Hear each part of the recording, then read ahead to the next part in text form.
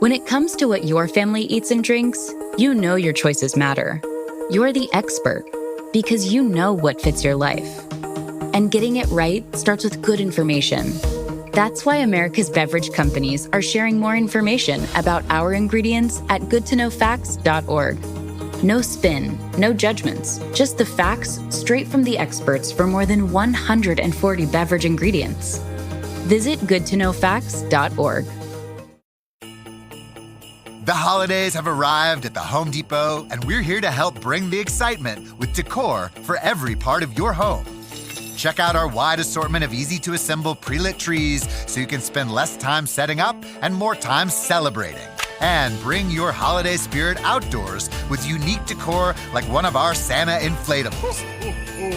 Whatever your style, find the right pieces at the right prices this holiday season at the Home Depot.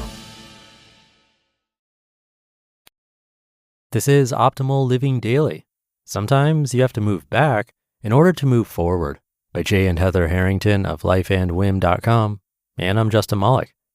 I'm going to jump right into today's post as we optimize your life.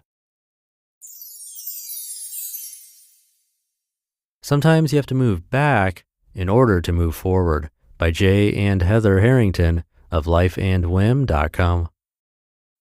It was the first snowfall of the season. Not a massive amount, but enough to make it tough for the plow trucks to keep up. And it was falling during morning rush hour, such as it is in Traverse City. Heather finished loading our 3 girls into the car, click, click, click, and headed for school drop-off. Our 5-year-old Madison's school is at the top of a hill, and there's a single road of entry, Hill Street, to the school's parking lot. Heather took our usual route that morning, turning carefully onto a hill at a point halfway up the hill. Stuck. We planned pretty carefully for our move to Traverse City, but one pretty big oversight was that the vehicle we primarily use to get the kids around is not particularly good in the snow. Heather feels a bit more strongly about its snow ineptitude. So she's stuck, giving it gas, wheels spinning, but going nowhere. Anger and anxiety build as the line of cars behind her grows.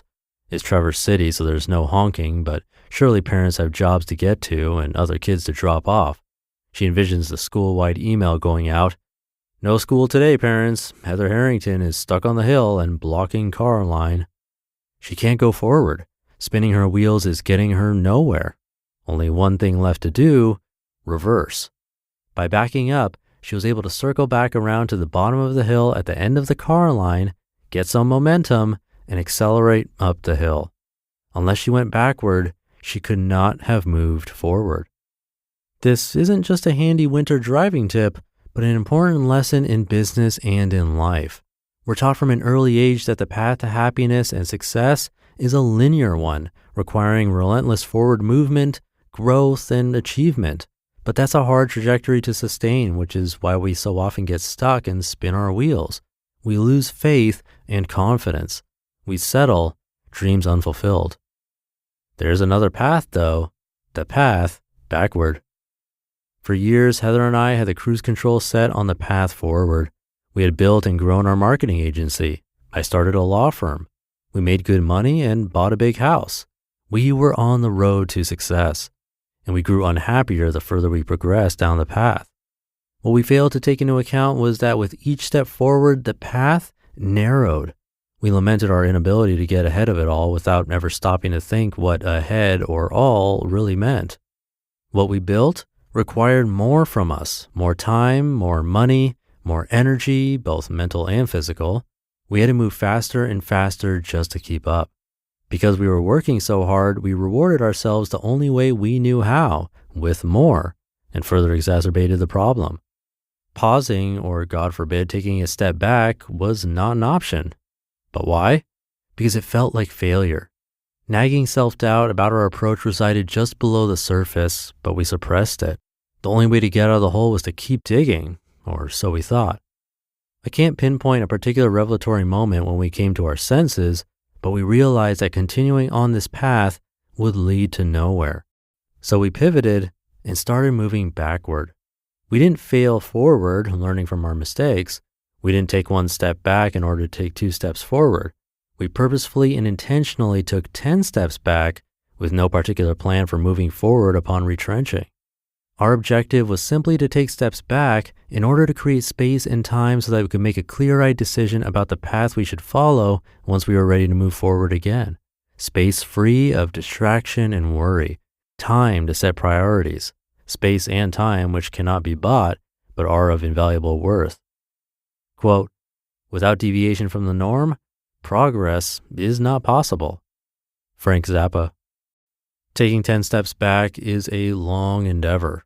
Over a period of 2 years, I stopped practicing law and left my law firm. Fortunately, I had a partner and friend who made this possible and relatively painless. Despite the substantial hit to revenue, we pruned approximately half of our marketing clients who no longer fit our vision for the business and required a great deal of our focus and energy. We ditched our physical office space and the expense and caretaking it required, opting instead for a virtual business model in which everyone works from home. We decided to sell our home, opting to downsize both in terms of cost and square footage. This, in turn, forced us to get rid of a significant amount of our furniture and other belongings. Giving these things up, my law firm, our marketing clients, our office, our house and possessions, was not easy. We had worked so hard for them. We had to get over what psychologists and behavioral economists call the endowment effect, which is the idea that we ascribe more value to things merely because we own them. In other words, we probably wouldn't have thought twice about passing on an opportunity to do business with a particular company, but because that company was already a client, it made it tough to part ways. Same goes for that chair we never used in our living room, or that extra set of silverware just in case. It also required an immense amount of work to move backward. It's no downhill, downwind coast. We spent a significant amount of time and money in hopes of saving time and money in the future. Moving backward is a big investment. Ultimately, this path led us to Traverse City. The work continues, the investment continues, but it's starting to pay dividends. The space and time that we desired is beginning to emerge. We're at a trailhead with a number of potential paths before us, no longer confined to a single one.